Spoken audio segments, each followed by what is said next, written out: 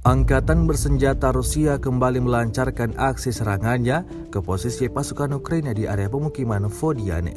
Rekamannya ramai beredar di media sosial Telegram pada Sabtu 19 November 2022. Pasukan Rusia menyasar penghancuran sekelompok militan Ukraina bersama dengan kendaraan lapis baja.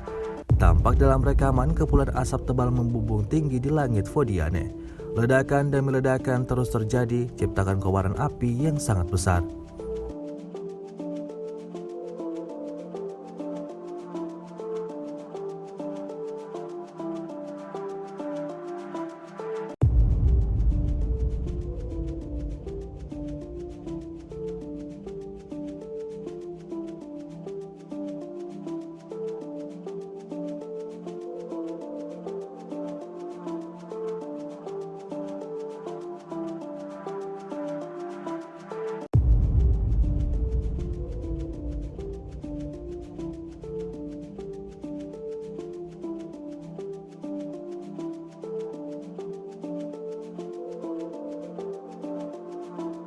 Rusia melaporkan secara total 333 pesawat Ukraina, 177 helikopter, 2.522 kendaraan udara tak berawak, 388 sistem rudal anti pesawat dieliminir sejak awal operasi khusus. Sementara itu dari kubu Kiev, Kementerian Pertahanan Ukraina melaporkan 350 tentara Rusia dieliminir dalam 24 jam terakhir.